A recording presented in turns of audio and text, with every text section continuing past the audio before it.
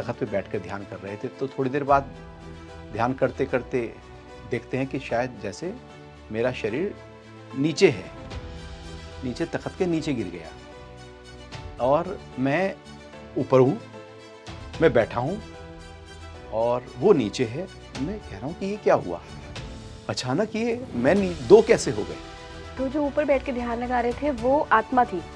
वो हाँ, मेरा एक अवेयरनेस थी और जो नीचे था वो शरीर था, वो असली शरीर था। तो शरीर और जो सूक्ष्म शरीर है वो अलग हो गया था। ये तो दिव्य साधनाएं हैं जो खुद ब खुद आपकी चेतना से प्रकट होती है। गुरुजी, कई लोग इस एस्ट्रल ट्रैवल को लेकर दावे करते हैं कि वो किसी की हेल्प करने के लिए, हीलिंग के लिए, कुछ राज जानने के लिए, सोल लेवल पर हील करने के लिए एस्ट्रल ट्रैवल करते हैं। क्या ये संभव है? जो लोग ध्यान में बैठे रहते हैं, आज भी जो ऋषि हिमालय में बैठे हैं, हिमालय साधना हो रही है, लगातार हो रही है, तो क्या वो बैठकर वहां पर सब मानव जाति का कोई शुभ नहीं कर रहे हैं? सबसे ज्यादा शुभ वहीं से हो रहा है। एस्ट्रल ट्रैवल में ये जो अन्नमय कोश है, ये साथ नहीं होता, सूक्ष्म शरीर साथ होता है।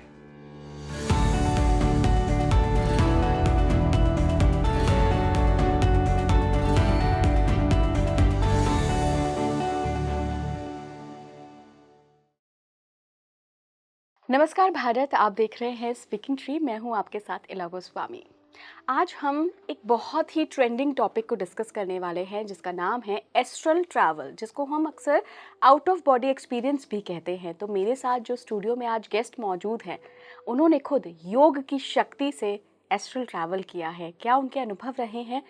चक्रों का, जो शरीर में 7 चक्र होते हैं, उनका क्या रोल है, उनका एक्टिवेशन क्यों ज़रूरी है, कैसे एक्टिवेट करें और फिर कैसे एस्ट्रल ट्रैवल को एक्सपीरियंस करें, कौन से लक्षण होते हैं जो बताते हैं कि हम ड्रीम नहीं देख रहे हैं, ये रियलिटी में हो रहा है, सब पर आज बहुत गहराई से बात होगी।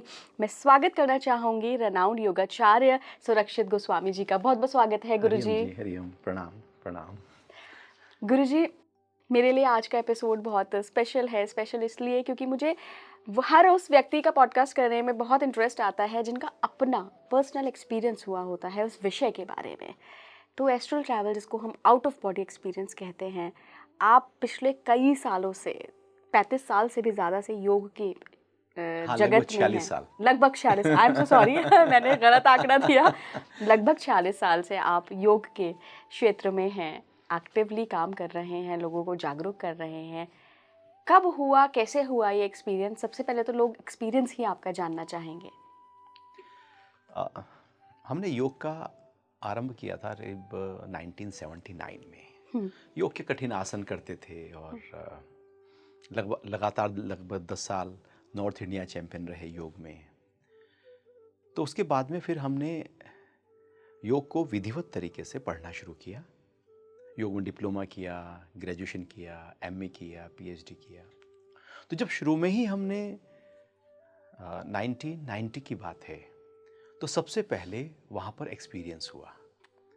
तो एक्सपीरियंस हुआ कि एक सेशन हो रहा था और वहाँ पर जो योग निद्रा का एक क्लास चल रही थी और मैं योग निद्रा में कर रहा था। होता क्या है कि चूंकि योग का अभ्यास न जाने उससे पहले भी मैं करीब 11 साल से करता आ रहा था, शवासन करता आ रहा था और आधा घंटा लगातार शवासन बहुत ही गहराई तरीके से हम करते थे। तो सबसे पहले एक्सपीरियंस हुआ कि जैसे मैं लेटा हूं लेकिन मैं अब धीरे से उठ गया हूं।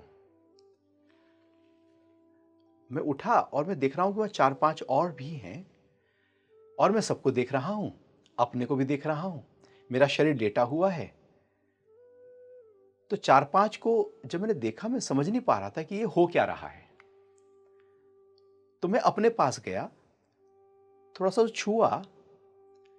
अच्छा, फिर मैं दूसरों के पास गया, क्योंकि छूना होता नहीं है एस्ट्रल ट्रैवल में, टच होता नहीं है।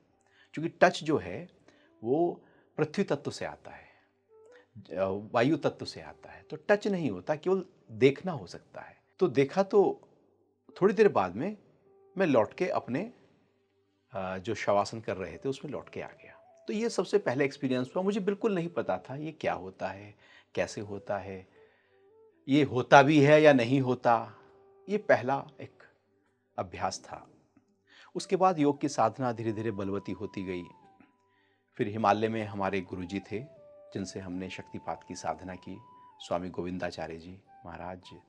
तो उन्होंने शक्तिपात जब किया तो उसके बाद ध्यान का अभ्यास हमने जारी किया और करीब 2 से 3 घंटा ध्यान हम सुबह करते थे, करीब 2 घंटा ध्यान हम दोपहर में करते थे और करीब 2 से 3 घंटा ध्यान हमारा शाम को होता था। ये एक रूटीन बन गया था, जो कि ध्यान में इतना आनंद आता था कि बैठे तो बस बैठे ही हैं, बैठे ही हैं, बैठे ही हैं। एक बार हमारा घर हरिद्वार में, वहाँ पास में एक स्थान है कनखल, तो कनखल में कनखल। दक्ष प्रजापति का हाँ जी। मंदिर भी है। तो वहीं पर हमारा घर था। तो हम एक बैठक में बैठकर, अपनी बैठक में बैठकर वहाँ पर ध्यान कर रहे थे। वहाँ पर एक तख़्त है, तख़्त पे बैठकर ध्यान कर रहे थे। तो थोड़ी देर बाद ध्यान करते करते देखते हैं कि शायद जैसे मेरा शरीर नीचे है, नीचे तख़्त के नीचे गिर गया और मैं ऊपर हूँ, मैं बैठा हूँ और वो नीचे है। मैं कह रहा हूँ कि ये क्या हुआ, अचानक ये मैं दो कैसे हो गए। चूंकि वो सबसे पहले जो एक्सपीरियंस हुआ था वो भी ध्यान में नहीं था। ये बात बहुत देर हो गई, मैं बैठ के यहाँ पर फिर आंख बंद करके बैठ गया ऊपर ही, लेकिन वो शायद आधा घंटा बीता होगा, समय का पता नहीं लगता। तो फिर मेरी एक जो छोटी बहन थी वो घूमते घूमते वहाँ पर आई और देखा मुझे नीचे लेटे हुए, तो मुझे कहा अरे भैया, तो टच किया ही था कि मैं एकदम वापस आ गया, अपने शरीर में वापस आ गया। तो जो ऊपर बैठ के ध्यान लगा रहे थे वो आत्मा थी? वो, हाँ, मेरा एक अवेयरनेस थी और जो नीचे था वो शरीर था। वो असली शरीर था। तो शरीर था, तो शरीर और जो सूक्ष्म शरीर है वो अलग हो गया था। उस समय ये अनुभव हुआ कि जैसे वो शरीर, वो जो शरीर है स्थूल शरीर और जो मेरा सूक्ष्म शरीर है, उनके बीच में आपस में एक संबंध है और वो संबंध मुझे बिल्कुल क्लियर दिखाई दे रहा था और ऐसा लग रहा था कि जैसे मैं अपने शरीर के नाभि से कहीं जुड़ा हुआ हूं। ओके। ऐसा लग रहा था कि जैसे कोई एक एनर्जी है, कोई शक्ति है, कोई प्राणा है, एक सेतु है, एक सूत्र है, एक धागा है, जिसको कोड कहते हैं, जिसको सिल्वर कोड कहते हैं बाद में। तो धागा है जो मुझे जोड़े हुए है उस मेरी नाभि से। मतलब वो और मैं कहीं एक हैं। जैसे होता ना, मेले में जा रहे हो तो बच्चे के पीछे वो पकड़ के जैसे बच्चा खो ना जाए, तो ऐसे लगता था कि जैसे शरीर और मैं जुड़े हुए थे।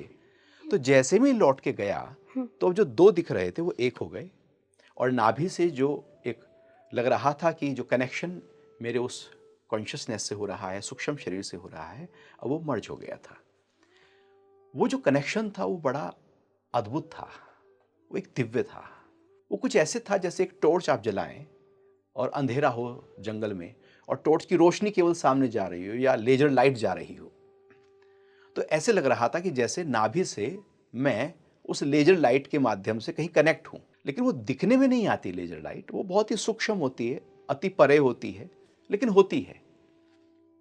और वही है शरीर में लौट के आ जाने का माध्यम, रास्ता वही है। यदि वो ना हो, वो कट जाए, वो हट जाए, टूट जाए, तो शरीर अलग हो गया और सूक्ष्म शरीर अलग हो गया। अब लौट के आने की संभावनाएं खत्म हो गई। यही मृत्यु है। यही मृत्यु है।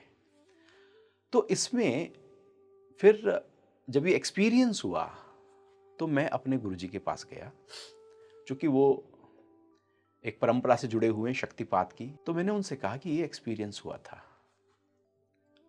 तो उन्होंने कहा कि जब इस तरह की लंबी साधना, लंबा ध्यान करना हो तो कोई ना कोई आसपास होना चाहिए। मैंने कहा ऐसा क्यों? कि नहीं, ये एक परंपरा रही है कि जब भी साधक लंबी साधना करते थे तो उनके शिष्य उनके पास रहा करते थे, या जिन संतों की शादी होती है तो वो उनकी वाइफ साथ रहती है, या किसी भी पंथ में जो साधना गहरी होती है तो वहाँ पर कोई साथ होता है कि यदि लंबे समय तक शरीर से जो सूक्ष्म शरीर है वो बाहर निकल गया हो तो लौट के आने के लिए कोई टच चाहिए, कोई पुकार चाहिए, नाम चाहिए, कुछ चाहिए जिससे वो जो सूक्ष्म शरीर है वो तेजी से इस तरफ आकर्षित हो जाए। नहीं तो उसका आकर्षण होना मुश्किल हो जाता है और कई बार वो शरीर ऐसे ही पड़ा रह जाता है, लौट के नहीं आ पाते। तो उन्होंने कहा कि अब जब भी लंबे ध्यान के लिए बैठें तो चूंकि ये चाहकर नहीं होता एस्ट्रल ट्रैवल, हम्म। ये तो अनायास हो जाता है, एक घट जाने की क्रिया है। ऐसा नहीं है कि आप चाहेंगे कि मैं अब करता हूं। ये नहीं पॉसिबल है। अब आप कह रहे हो मैं करता हूं, तो कौन कह रहा है मैं करता हूं? आपका अहंकार कह रहा है मैं करता हूं। तो जब अहंकार कह रहा है और आप कर रहे हैं, आप कर्तापने में बैठे हैं, आप डूअरशिप में बैठे हैं, तो उस सूक्ष्म शरीर का प्रभाव, वो जो स्वाभाविक क्रिया है, वो कैसे होगा? वो कहीं ख्याल का होगा, हम्म। कहीं मनोवैज्ञानिक तरीके से आप उसे शायद सोच रहे होंगे कि मैं बाहर कहीं ट्रैवल कर रहा हूं, कहीं अनंत आकाश में मैं चला गया हूं। ये नहीं होगा। वो एक ख्याल है, वास्तविक नहीं है, क्योंकि ये तो योग के अभ्यास को करते करते, ध्यान को करते करते, गहनतम ध्यान को करते करते अनायास होने वाली क्रियाएं हैं, ना कि चाहकर होने वाली क्रियाएं हैं। अब मैं कहूं आज मैं बैठूंगा और एस्ट्रल ट्रैवल करूंगा, हम्म। अच्छा उसकी विधि भी होती है, विधि ऐसा भी नहीं है। है कि विधि नहीं होती। एस्ट्रल ट्रैवल की विधि है कि आप लेट गए रात को सोते हुए, हम्म। सोने के लिए लेटे हैं, लाइट वाइट बंद कर दी, अब आपने कहा कि मुझे अपने ऑफिस जाना है, ऐसा आपने सोचा, धारणा की, तो आपने अपने आप को कहा कि मुझे ऑफिस जाना है, मुझे ऑफिस जाना है। और जैसे जैसे ऑफिस का रास्ता होता है, अपने कमरे से निकले, बाहर निकले, आप वैसे वैसे अपने मन को धीरे धीरे ले जाते गए। तो ये जब संकल्प धीरे धीरे प्रबल होने लगता है, प्रबल होने लगता है कि ऑफिस जाना है, इस रास्ते से जाना है, ऑफिस जाना है, इस रास्ते से जाना है, तो क्या होता है, अंदर से कोई एक ऐसी शक्ति जो मेरा सूक्ष्म शरीर है, वो बाहर ट्रैवल करना शुरू कर देती है। लेकिन ये एक दिन में नहीं होगा। ये एक दिन में नहीं होगा और ये करने की जरूरत भी नहीं है। इससे हम क्या सिद्ध कर लेंगे? ये तो अनायास हो जाने की क्रियाएं हैं जिसमें साधक फंसता नहीं है, अटकता नहीं है। ये कोई दिखावे की क्रियाएं नहीं हैं। और इसको तो महर्षि पतंजलि कहते हैं कि जितनी विभूतियां आपको मिलती हैं, सिद्धियां आपको मिलती हैं, वो सब रास्ते के कंकड़ पत्थर हैं। वो जो कंकड़ पत्थर हैं उनको आप जेब में थोड़ी डालते हो, उनके पास बैठ थोड़ी जाते हो, वो तो कंकड़ पत्थर है, आप उन्हें लांघ जाओ। लेकिन यदि आप किसी सिद्धि को, किसी अनुभूति को पकड़ लेंगे और फिर कहेंगे कि आज मैं ध्यान में बैठूं और फिर से मुझे वो अनुभूति हो, नहीं होगा। अब आप चाहने लगे, अब आप चाहना अंदर डाल दिया, आपने अहंकार अंदर डाल दिया। तो जैसे ही आपने अपना अहंकार अंदर डाला, तो वो जो खुद ब खुद होने वाली दिव्यता आपके अंदर से प्रकट होने वाली थी, वो रह गई, दब गई। क्योंकि प्रेम गली अति साकरी, तामे दो न समाए। तो दो नहीं रहते, या तो अहंकार होगा या डिविनिटी होगी। अब ईगो के साथ यदि प्रैक्टिस की जा रही है तो डिविनिटी कहीं दबा दी हमने। ये तो दिव्य साधनाएं हैं जो खुद ब खुद आपकी चेतना से प्रकट होती हैं। क्योंकि हम कॉन्शियसनेस, आत्म तत्व हैं, और 24 जो हमारे प्रकृति के तत्व हैं, उनसे मिलकर ये जीवन की यात्रा चल रही है। तो जो आत्मा है वो सर्वव्यापी है, सब जगह फैली हुई है। अनंत ब्रह्मांड में वो आत्म तत्व फैला हुआ है जो एक है। कॉन्शियसनेस एक है जो फैली है, उसी को शिव तत्व कहते हैं। जैसे सूर्य एक है और बहुत सारे कांच के टुकड़े नीचे डाल दिए जाएं, तो सब टुकड़ों में आप झांक कर देखेंगे तो सब में सूर्य दिखाई देगा। क्या इतने सारे सूर्य हैं? है तो एक ही। ऐसे ही हमारे अंदर जो आत्मा है, एक्चुअली है तो वो एक ही, लेकिन चूंकि शरीर के आधार पर हम देखते हैं उसको, तो वह जीवात्मा अब हमें लगता है कि मेरी है। लेकिन जैसे ही हम उस जीव से हटते हैं तो हम आत्मा का हिस्सा हो जाते हैं जो सर्वव्यापी है। तो जो सर्वव्यापी आत्मा है, सब जगह विद्यमान है, किसी भी आकाश गंगा में वो है ही है, पहले से ही विद्यमान है। तो जो वो पहले से ही विद्यमान है, मतलब हमारे अंदर कोई ऐसा है जो अनंत आकाश के साथ में एक है, और कोई ऐसा है जो बिल्कुल सीमाओं में बंधा है। कोई असीम है, कोई सीमा में है। तो एस्ट्रल ट्रैवल में क्या होता है कि वो जो सीमा में बंधा हुआ शरीर है वो यहां रह जाता है, और हम उस पथ पर चल जाते हैं जो अनंत है। तो एस्ट्रल ट्रैवल के माध्यम से आप कहीं भी ट्रैवल कर सकते हैं फिर, क्योंकि उसका पाथ तो पहले से ही आप हैं, वो Yes. आत्मा तो पहले से ही आप हैं। क्योंकि जहां आप पहले से ही हैं वहीं तो आप जा सकते हैं, जहां आप है ही नहीं वहां ट्रैवल भला कैसे कर सकते हैं? गुरुजी, इसी पे मेरा एक प्रश्न है कि आपने कहा कि ये एक अपने आप स्वतः होने वाली घटनाएं हैं जो आपके आध्यात्मिक प्रैक्टिसेस, योग की प्रैक्टिसेस से होती हैं।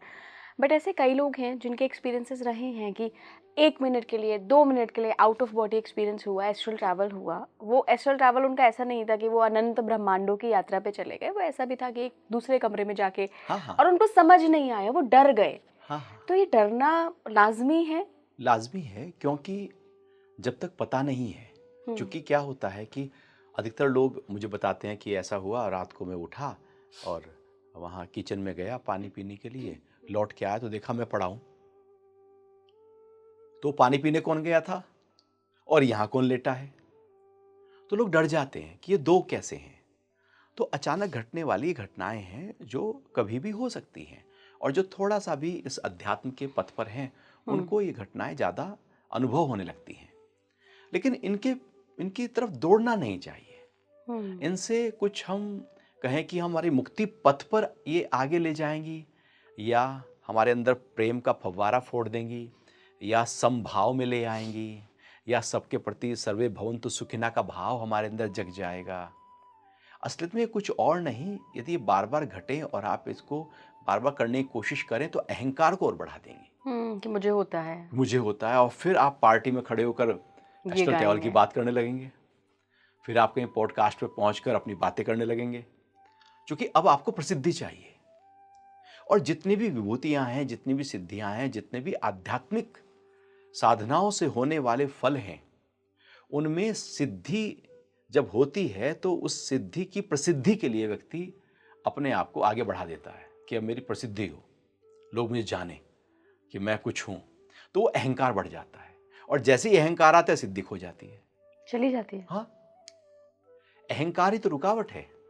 इसलिए महर्षि पतंजलि कहते हैं कि इन सिद्धियों में फंसना नहीं है। कुछ भी आपको प्राप्त हो, विभूतियां कुछ भी प्राप्त हो, छोटी से छोटी, बड़ी से बड़ी, इस आध्यात्म की यात्रा में आएंगी। गुरुजी, आपने शक्तिपात का जिक्र किया था कि आपके गुरुजी से जिन दिन से आपने शक्तिपात लिया, शक्तिपात कैसे होता है और क्या किसी गुरु से जब हम शक्तिपात, कोई हमें गुरु देता है तो उसके बाद ये जो स्पिरिचुअल एक्सपीरियंसेस होते हैं ये बढ़ जाते हैं? शक्तिपात एक अनूठी साधना है जो गुरु शिष्य परंपरा को बनाए रखती है।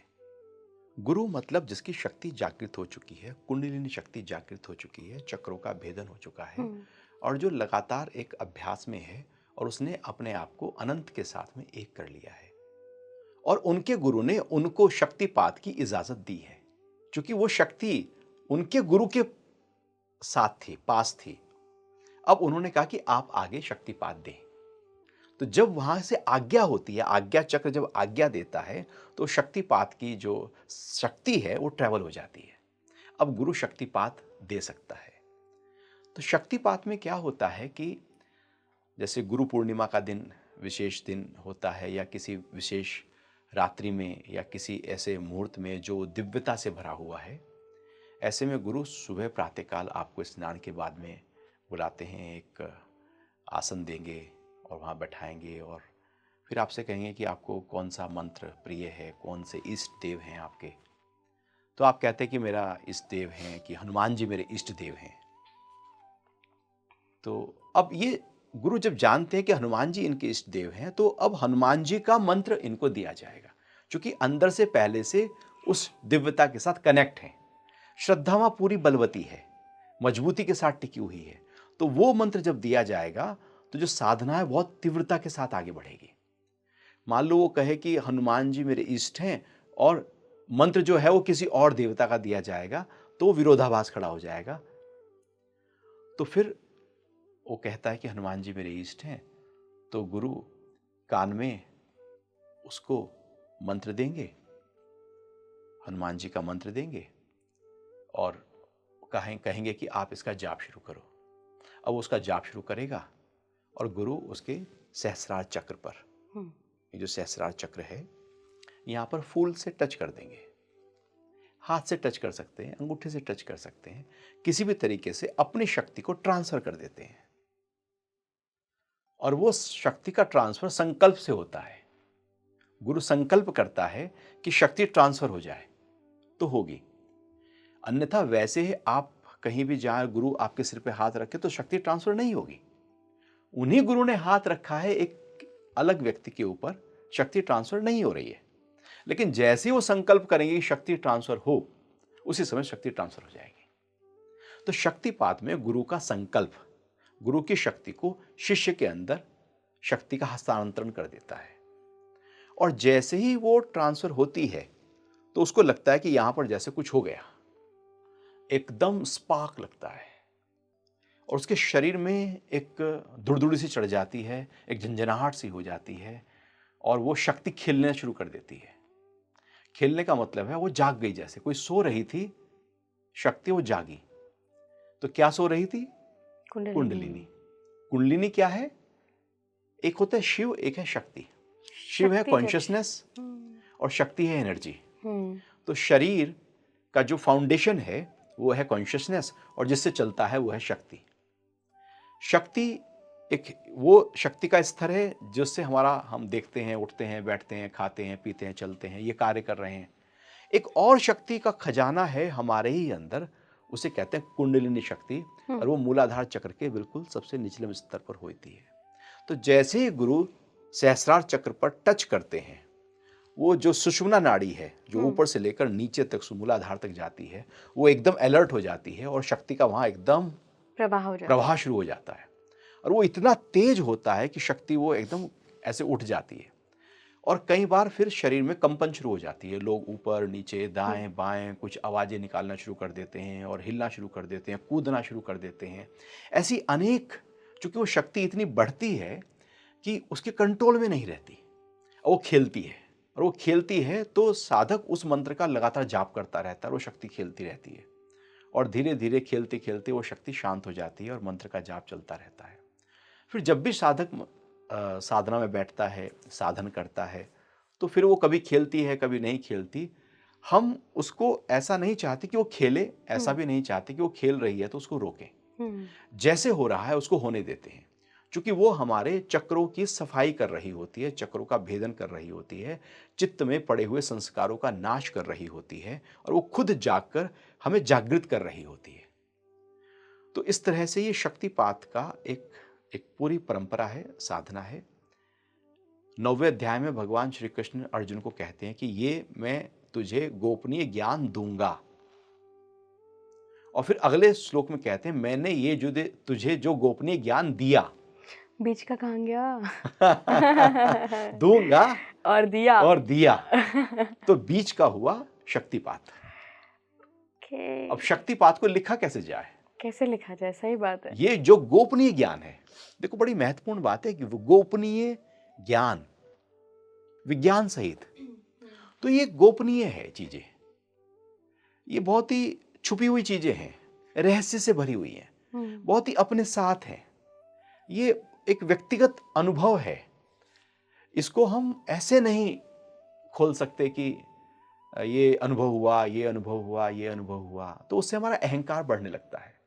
तो इसको जितना गोपनीय रखेंगे उतना ये इसकी जो यात्रा है वो तीव्रता को प्राप्त होगी, और जितना इसको उजागर करेंगे उसकी यात्रा की तीव्रता खत्म होती चली जाएगी, क्योंकि आपने अब उसका बखान करना शुरू कर दिया। तो गोपनीय ज्ञान शक्तिपात था। तो ऐसे गुरु अपने शिष्य को शक्तिपात करते हैं और फिर जो शिष्य है वो साधना में आगे बढ़ते हैं।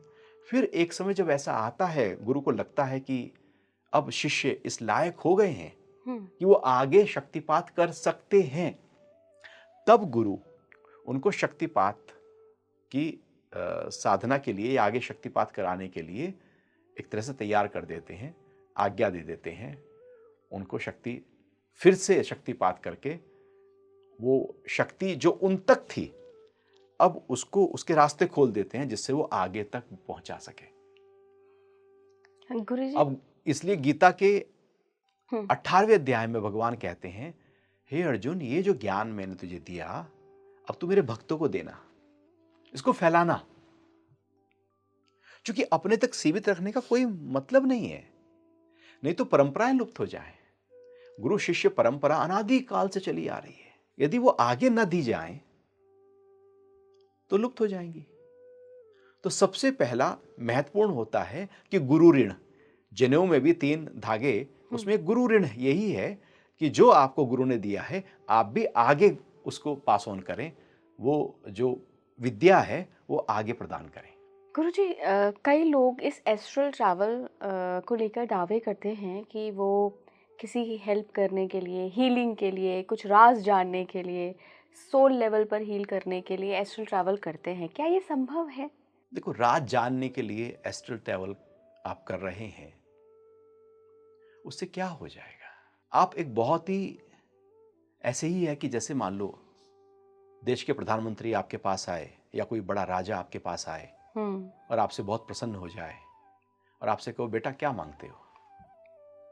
आपको वैसे तो सब कुछ है, मेरे घर के पीछे एक नाली है, बड़ी गंदी सी रहती है, क्या आप उसकी सफाई करवा सकते हैं? तो कहेगा हो जाएगा, उसमें क्या है। तो आदेश देता है नाली की सफाई कर दो।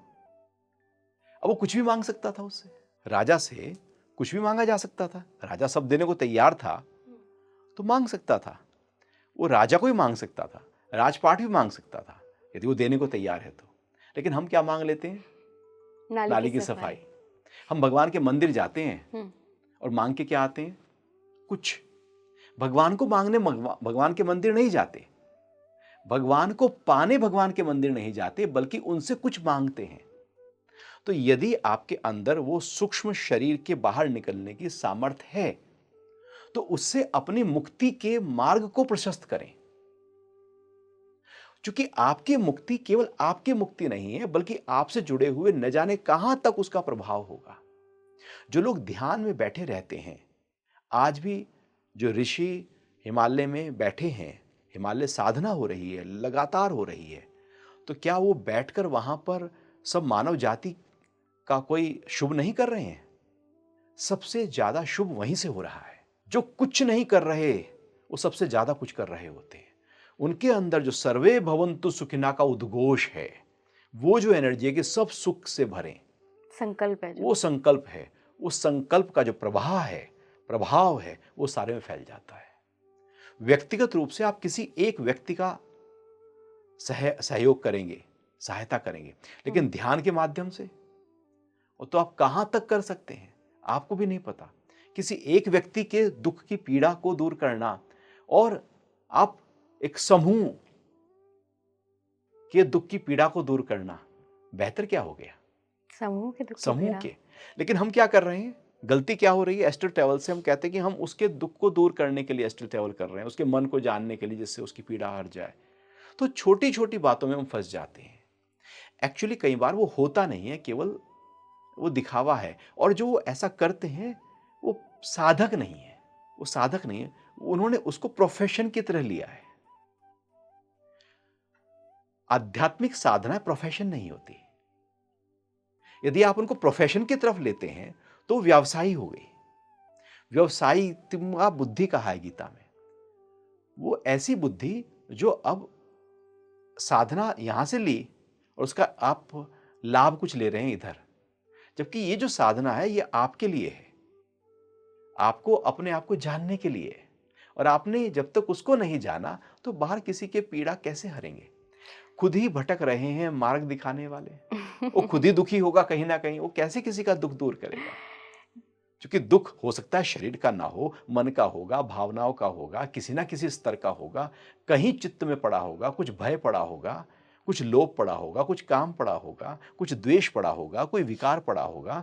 यदि वो है आपके अंदर तो पहले उन विकारों को दूर करें उस सूक्ष्म शरीर से। गुरुजी, जो लोग ये पॉडकास्ट सुन रहे होंगे उनके मन में ज़रूर ख्याल आया होगा कि मेरे साथ भी एक्सपीरियंस हुआ है, मेरे साथ भी हुआ है। तो हम पहचानें कैसे कि कहीं ये हम सपना तो नहीं देख रहे हैं, कहीं स्लीप पैरालिसिस क्यों नहीं हो रहा है? क्योंकि कई बार ये दोनों घटनाएं भी होती हैं और हम पहचान नहीं पाते हैं। तो कुछ लक्षण हैं, हम कैसे सजग हों? नहीं, उसमें पहचानने की जरूरत नहीं है। असलियत में ऐसे व्यक्ति को कुछ प्राणायाम का अभ्यास और ध्यान का अभ्यास करना चाहिए।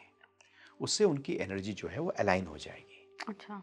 और यदि जब एनर्जी अलाइन हो जाएगी तो उसका जो एक्सपीरियंस है वो बेहतर तरीके से होगा, सही होगा। यदि किसी गलत तरीके से साइकोलॉजिकल लेवल पर ये हो रहा था वो भी ठीक हो जाएगा। ओके। तो ज़रूरी नहीं है कि वो स्पिरिचुअल लेवल पर हो रहा हो सकता है कि वो बहुत ही मनोजगत पर हो रहा हो। हम्म। क्योंकि एक है ये अन्नमय कोश, ये जो हम्म। शरीर है अन्न से बना है। एक है प्राणमय कोश, एक है मनोमय कोश, एक है विज्ञानमय कोश, एक है आनंदमय कोश। अब कौन से जगत में हम टिके हैं? एस्ट्रल ट्रैवल में ये जो अन्नमय कोश है ये साथ नहीं होता, हम्म। सूक्ष्म शरीर साथ होता है। अच्छा, वहां पर भी हम कहां पर टिके हुए हैं? हम्म। तो यदि किसी को अचानक कुछ घट जाता है हम्म। तो उसके बारे में ज्यादा सोचे नहीं। ठीक है, घटने थी, घट गई। क्योंकि दिव्यता तो सबके अंदर है।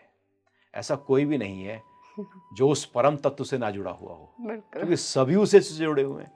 किसी पर जैसे कोई 1 वाट का बल्ब है, हम्म। कोई 2 वाट का, कोई 5 का, कोई 1000 का, तो कोई ज्यादा कनेक्टेड है, कोई थोड़ा कम कनेक्टेड है, लेकिन कनेक्टेड सभी हैं।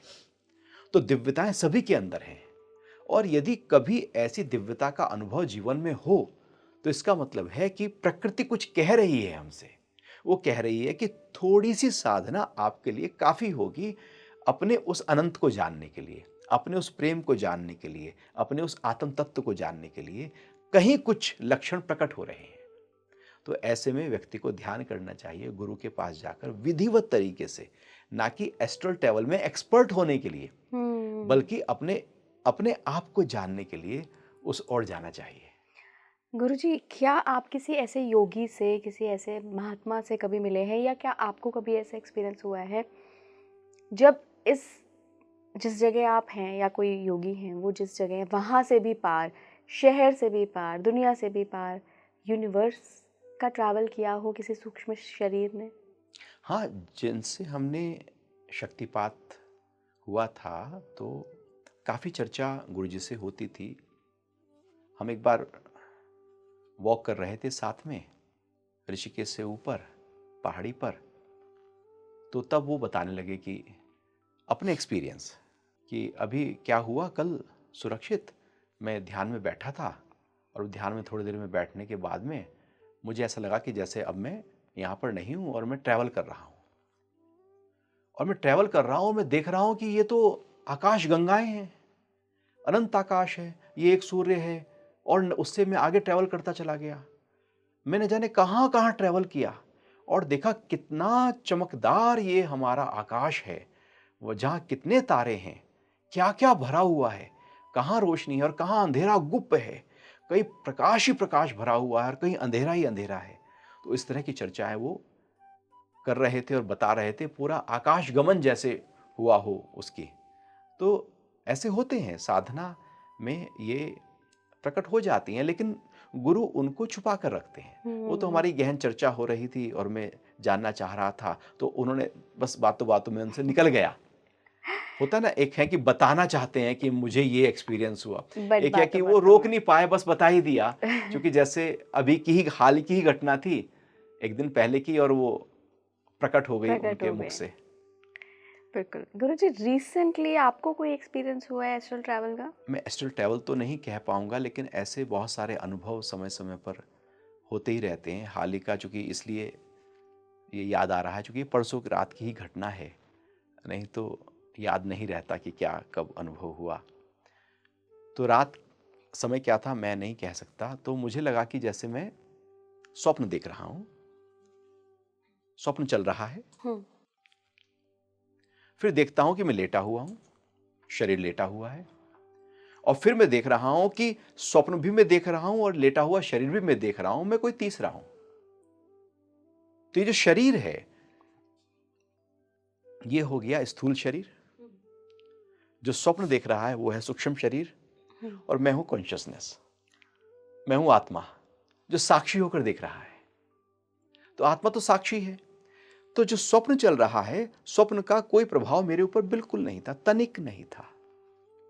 और शरीर कैसे लेटा है, किस करवट से है, सीधा है, वो देख रहा हूं मैं, लेकिन जैसे मैं शरीर हूं ही नहीं, बिल्कुल अलग हूं। ये पता है, आभास है कि ये शरीर मेरा है, और ये भी पता है कि मैं स्वप्न देख रहा हूं, लेकिन ये भी पता है कि मैं ये दोनों ही नहीं हूं। तो ये अनुभव थोड़ा लंबा चला, काफी देर तक चला। फिर क्या हुआ, वो जो स्वप्न था, अभी मुझे याद नहीं है कि स्वप्न क्या था, क्योंकि हम जो बीत जाता है उसको याद नहीं रखते।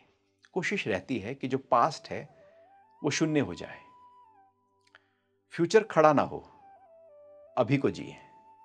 यदि पास्ट खड़ा है तो अभी छोटा है, यदि फ्यूचर बड़ा है तो अभी छोटा है। जीवन तो अभी में चल रहा है, पास्ट और फ्यूचर को छोटा रखो। जरूरत है वहां जाओ, जैसे स्टोर में जरूरत होती है तो आप सामान निकाल लाते हो, नहीं तो फिर आप स्टोर में नहीं रहते दिन भर। पास्ट भी स्टोर की तरह है, कुछ जरूरत है एक्सपीरियंस की तो आप वहां से निकाल लाए, नहीं तो उसकी जरूरत नहीं। तो ऐसे ही वो स्वप्न चला और फिर मैं देख रहा हूं कि एक दूसरा स्वप्न आ गया, और स्वप्न कैसे ट्रांजिट हो रहा है वो भी मैं देख रहा हूं। कि वो स्वप्न था, एक समय ऐसा आया कि कुछ देर के लिए पॉज हो गया, कुछ स्वप्न नहीं है, और फिर एक दूसरा स्वप्न खड़ा हो गया। तो जो स्वप्न है वो तो चित्त से उभरते हैं, दिन भर जो भी कुछ हम एक्टिविटी में रहते हैं वो सब बातें इकट्ठा हो जाती हैं। फास्ट में कुछ पड़ा है वो इकट्ठा हो जाता है, मन के स्तर पर जो चल रहा था वो सब इकट्ठा हो जाता है। जैसे मिक्सी में सब चीज़ें आप घुमा दें तो ऐसे स्वप्न होते हैं, कहीं का ईंट कहीं का रोड़ा, भानुमती ने कुनबा जोड़ा। तो दिख रहा है कि स्वप्न को एक नया खड़ा हो गया और मैं उस स्वप्न को देख रहा हूँ। तो इस तरह से ये घटना कुछ देर के लिए चली और फिर मुझको नहीं पता कि तीनों कब एक हो गए। फिर हम सुबह को ही सोकर उठे। फिर सुबह को उठते ही जैसे ही मैं उठा, अब धरती माँ को प्रणाम कर ही रहा था कि वो तीनों चीजें एकदम साथ में खड़ी हो गई। कि मैं स्वप्न देख रहा था, मैं लेटा था और मैं देख रहा था दोनों को। अब मैंने अपने कपड़े देखे सबसे पहले, कि जो मैं लेटा था, जो कपड़े पहने हुए मैंने देखा था साक्षी होकर, क्या वही पहने हैं या ये भी स्वप्न था? हो सकता है वो भी स्वप्न हो, वो भी सपन हो। हाँ। तो स्वप्न में स्वप्न हो सकते हैं। तो देखा नहीं, वही कपड़े थे। काफी देर तक फिर ये भाव अंदर रहा। तो ये अभी 2 दिन पहले की घटना थी। कितना अमेजिंग है ना गुरुजी, मतलब जब आप आध्यात्मिक सफर पर होते हो, जब आप योग के सफर पर चल रहे होते हो, तो कितने दिव्य अनुभव होते हैं हमें। हाँ, ये तो पाथ ही एक ऐसा निराला है, क्योंकि रसों का रस आपके अंदर है। बिल्कुल। और गुरुजी ये एहसास भी दिलाता है कि हम उसी परम सुपर कॉन्शियसनेस, परम सत्ता का अंश है, तभी तो हमारे अंदर वो डिविनिटी भी है। बिल्कुल बिल्कुल। और हम उसे भूले नहीं। स्पिरिचुअलिटी है कि उसको याद रखो कि आप उससे जुड़े हो जो अनंत है। तो किस बात का डर, किस बात का दुख, किस बात की परेशानी? हम उससे नहीं जुड़े इसलिए दुखी हैं, परेशान हैं, भयभीत हैं, उदास हैं, हताश हैं, निराश हैं। इसलिए चूंकि वो जो दिव्यता है, हम उसे छोड़कर एक छोटे से दायरे को पकड़ लिया है। अध्यात्म आपको अनंत के साथ आपका संबंध गांठ देता है, लेकिन हम सीमाओं में रहना पसंद करते हैं। हमें डर में रहना पसंद है, हमें भय में रहना पसंद है। इसलिए कोई ना कोई भय, कोई ना कोई दुख हम अपना गढ़ लेते। नहीं होता तो हम फोन करके पूछ लेते, भाई क्या चल रहा है? और एक्चुअली रिश्तेदारों से फोन करने का लक्ष्य केवल यही होता है। यदि वो कहे कि बिल्कुल सब ठीक है, परफेक्ट है, तो बात लंबी कुछ होती नहीं है। और जब कोई कह दे हाँ ये दुख है, तो अब आप उसके दुख का मजा लेने लगते हो। अब उससे और घोज घोज के पूछने लगते हो, क्योंकि अब आपको दुख में मजा आ रहा होता है। तो हमें आनंद में मजा नहीं आता सामान्यतया, हमें दुख में, परेशानी में, बीमारी में, उलझन में, इनमें मजा आने लगता है। लेकिन जब आप ध्यान की यात्रा में आगे बढ़ते हो तो आपको लगता है जीवन कितना अनुपम देन है परमात्मा की, कि क्या क्या एक्सपीरियंस यहाँ से किया जा सकता है जो और कहीं संभव ही नहीं है। जैसे आज ही सुबह को मैं उठा 4 बजे, तो ध्यान में बैठे, तो ध्यान में बैठे करीब 2.5 घंटे आज ध्यान हमने किया। जब मैं उठा तो करीब 6:30 बज रहे थे, क्योंकि जब ध्यान है तो पता नहीं लगता कि कितना देर ध्यान चला। तो जब ध्यान के लिए गए तब का समय पता होता है, जब ध्यान से उठे तब का समय पता होता है, तो लग जाता कि हाँ 2.5 घंटे ध्यान हुआ। तो आज ध्यान में भी ये अनुभव था कि जैसे मैं अनंत हूँ, ये शरीर हूँ ही नहीं। शरीर तो पता नहीं ध्यान में बैठते ही कहीं इसका दायरा अब नहीं रहा, अब असीम हो गए हम। शरीर में आते ही सीमित हैं हम। जैसे ये आंखें एक सीमा तक देखेंगी, उसके पार नहीं देख सकती। ये कान एक सीमा के शब्द सुनेंगे, उसके पार के नहीं सुन सकते, उससे दूर के नहीं सुन सकते। नाक एक गंध, एक सीमा की गंध सूंघ लेगी, लेकिन 2-4 किलोमीटर दूर क्या गंध है वो नहीं नहीं सूंघ समझ पाएगी। स्पर्श भी हम आसपास का ही कर पाएंगे, लेकिन शरीर की सीमा है। लेकिन जब आप ध्यान की गहराई में होते हैं तो आप असीम होते चले जाते हैं। आप ऐसे फैलते चले जाते हैं, फैलते चले जाते हैं, फैलते चले जाते हैं, और लगता है कि जैसे ये मैं ही हूं। तो भगवान श्री कृष्ण गीता में जो विराट स्वरूप की बात करते हैं, ध्यान में हर व्यक्ति उस विराटता का अनुभव अपने ही अंतरतम में कर सकता है। तो ये अनुभव ऐसे होते रहते हैं और बड़ा आनंद आता है, लगता है कि इससे बढ़कर कोई और मजा नहीं है। बिल्कुल जी, कहते हैं ना कि जो रस आपने चखा ही नहीं है उसको किसी दूसरे का अनुभव आपको प्रेरित तो कर सकता है, लेकिन वो अनुभव नहीं दे सकता। वो तो हाँ, आपको खुद ही उतर कर यस। करना पड़ेगा। आम यदि हमने खाया है तो उसका स्वाद हमें ही पता है। हम बिल्कुल। बता सकते हैं अच्छा हाँ, होता है। प्रेरित कर हाँ, सकते हैं। हाँ। और यही इस पॉडकास्ट का गुरुजी मकसद भी है। मैं तो सबको ही यही कहती हूँ कि स्पीकिंग ट्री के हर वीडियो का, जहाँ भी हम एक्सपीरियंसेस, अनुभवों की बात करते हैं, वो यही एक मकसद है कि कहीं से भी आपके अंदर वो चेतना का जागरण हो, उस प्रेरणा का जागरण हो कि आप आध्यात्मिक रास्ते पर आगे बढ़ने की एटलीस्ट सोचें तो। हाँ, आध्यात्मिक जागृति बिल्कुल। तभी होगी। तो ऐसे ही मैं एक स्थान पर था, किसी ऑफिस में, किसी के ऑफिस में। हम्म, तो ऑफिस खाली था, ऑफिस नया बना हुआ था और जिनसे मिलना था वो थे नहीं। हम्म, तो मैं ध्यान के लिए आंख बंद करके बैठ गया। काफी लंबे समय की बात हो गई है, 15 साल पहले। मैं जैसे ही ध्यान में बैठा तो अंदर से आवाज आई कि यहां नहीं, थोड़ा पीछे बैठो। तो मैं उठा और मैं बिल्कुल जो पीछे की कुर्सी, जैसे ये है पीछे की कुर्सी होती है, वहां जाकर मैं बैठ गया। तो जैसे ही बैठा मैंने ओम का नाद जगाई और देखता क्या हूं, कमरे की पूरी फॉल सीलिंग नीचे गिर गई। उससे पूरा डिजाइन बना हुआ था, जहाँ आप बहुत वेट था। पहले बैठे थे वहां। जहां पहले बैठा था, जैसे ये मैं बैठा हूं तो फॉल सीलिंग है ऊपर, और करीब वो 2 फुट की डिजाइन वाली फॉल यस, सीलिंग होती है ना, बहुत हैवी राइट। स्ट्रक्चर, और वो मेरे सामने ऐसे गिरती जा रही है। और वो सारे में, पूरे कमरे में फॉल सीलिंग इकट्ठी हो गई। तो वो अंदर की आवाज ने देख लिया कि कुछ गड़बड़ है यहाँ स्थान में। तो वहां का जो वास्तु है, सबसे पहले इसलिए स्थान महत्वपूर्ण होता है ध्यान के लिए। तो आपकी जो शब्दों की वाइब्रेशंस हैं वो बहुत स्ट्रांग होती है, उससे स्ट्रांग कुछ भी नहीं है। वो कुछ भी कर सकती है, यदि उसका अलाइनमेंट परफेक्ट हो जाए तो कुछ भी कहीं पर भी उसका इंपैक्ट हो सकता है। तो वो अंदर की जो आवाज थी, उसने मुझे कहा कि आप थोड़ा दूर हट जाएं। तो बचाया। और अवेयरनेस देखिए ना गुरुजी, हम अक्सर अपने अंतर मन की आवाज को ही दबा देते हैं। हाँ, यही तो बात है। अंदर की 2 आवाजें होती है, एक मन की होती है। हम्म, अच्छा, व्यक्ति कहेगा अरे मैं किसी के ऑफिस में बैठा हूँ, अब अच्छा थोड़ी लगता है यहाँ पर कि मैं यहाँ से उठ के पीछे बैठ जाऊँ। और लॉजिक क्या है? लॉजिक क्या है, क्यों? सब तो खाली है। हाँ, मैं कहीं भी बैठ सकता हूँ, तो यहाँ क्यों ना बैठूं? हम्म, लेकिन ऐसा नहीं है। आपकी विवेक की आवाज, विवेक की आवाज। जिसको आकाशवाणी कहते हैं, यदि आप उस पर नहीं चलते तो अगली बार वो नहीं आएगी। सही कह रहे हैं गुरुजी आप। यदि आप मन की आवाज पर चलेंगे तो मन प्रबल हो जाएगा, विवेक की आवाज पर चलेंगे तो विवेक प्रबल हो जाएगा। हम मैकेनिकल हो गए हैं गुरुजी बहुत ज्यादा।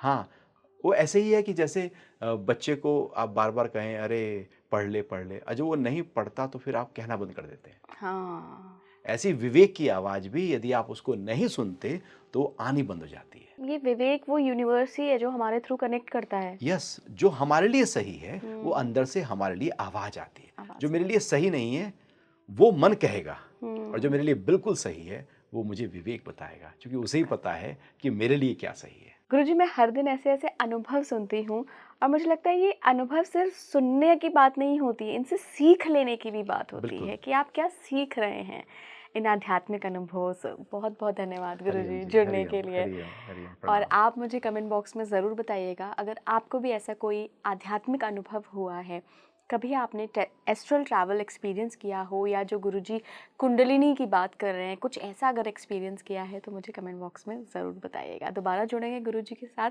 कुछ और विषयों पे गहनता से बात करेंगे। आज के लिए इतना ही। नमस्कार।